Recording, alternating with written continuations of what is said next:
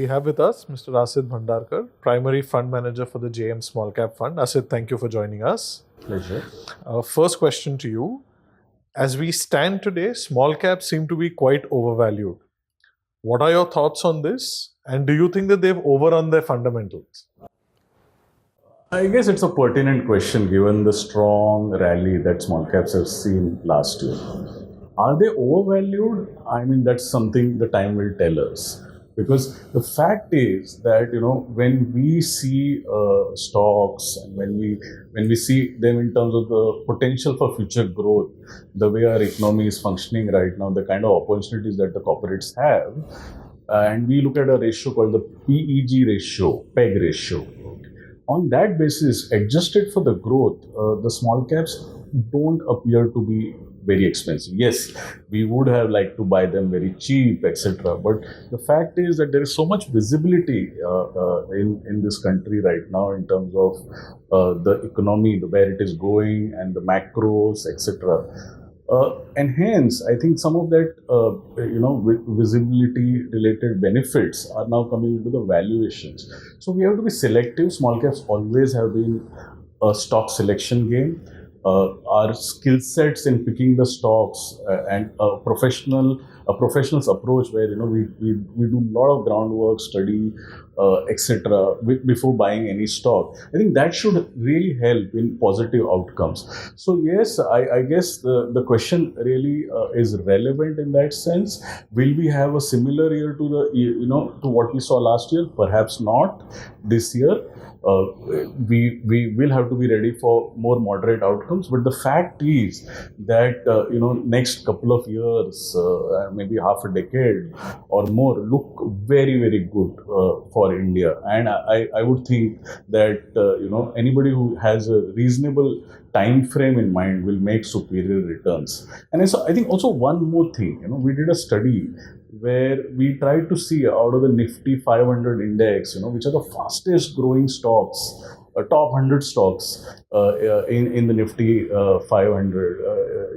In that 100 stocks, believe it or not, we saw that 60 stocks are small caps.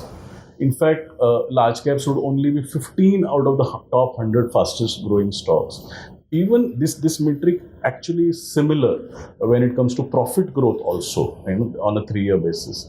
So point being that if you want to participate in the India growth story, if you want to participate in growth, we need to have exposure to small caps.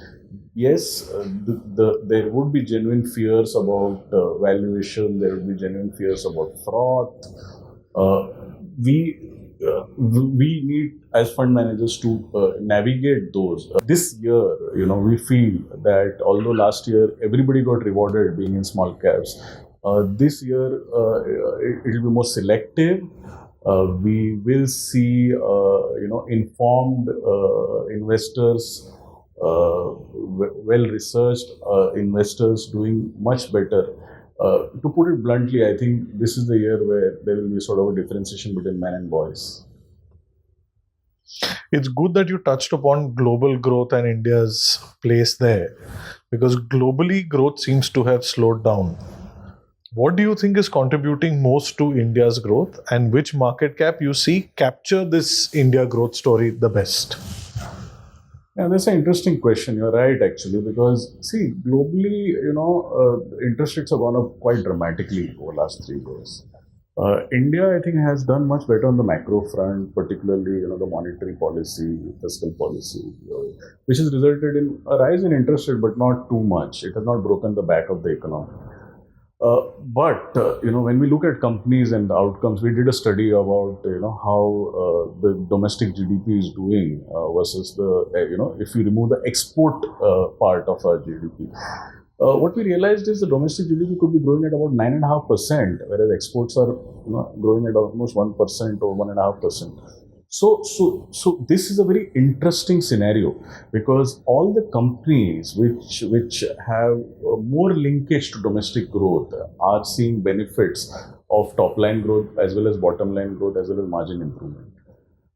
Interestingly, small caps tend to benefit more here, because if you see large cap companies, because they have evolved, they tend to have more international revenues, and they are sort of suffering because of this global exposure. Whereas small caps, as a segment, we have to be very selective and we have to go into each company. But as a segment, their exposure to the world is much lower.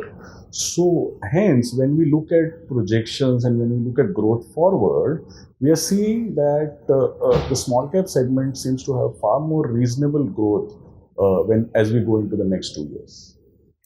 So, what, according to you, therefore, is the ideal investment horizon that one should look at when investing in small cap funds? And how risky are small caps in comparison to the large cap counterparts? Yeah, I would say that, more than distinguishing between small caps, mid caps, and large caps here, equities do carry an element of volatility. They do carry an element of risk. And we adequately get compensated over a period of time. Longer your time horizon, better predictability of your returns, higher your returns. And small caps, particularly, if you ask me, they do grow much faster, given their those companies are at a lower stage of evolution than the larger companies. If selected well, this particular cap can give you very good returns. We've seen that now the data is available. There are small cap funds which have been around for 10 years, 15 years. And we've seen that the longer your time frame, you may get better returns. So I would definitely urge anybody who's looking at any equity product to come in for the long term, to invest for the long term.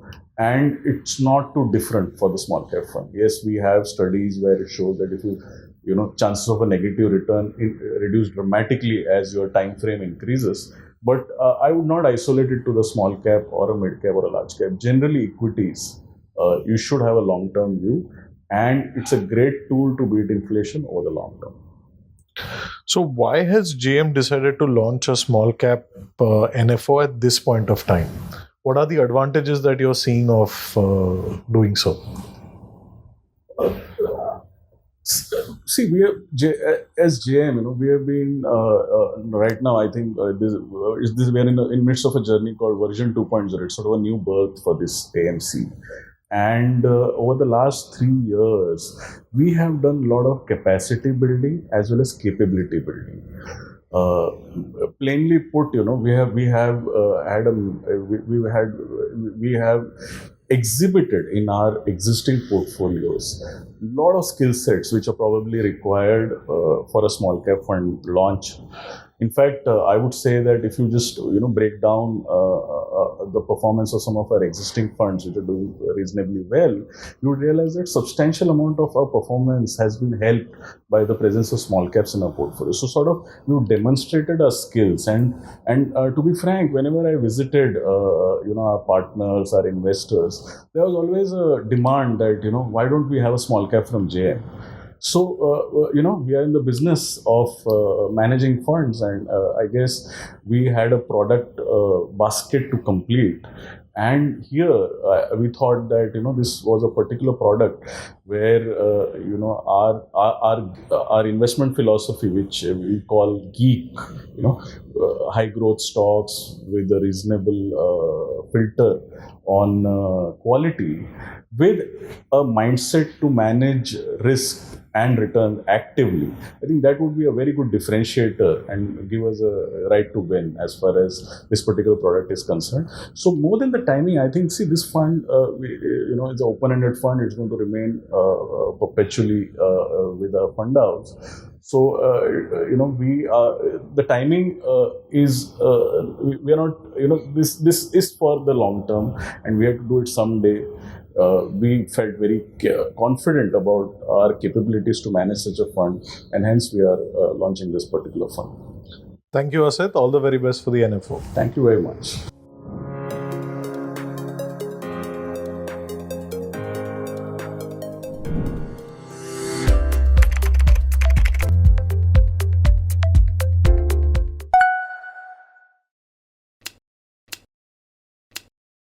Mutual fund investments are subject to market risks. Read all scheme-related documents carefully.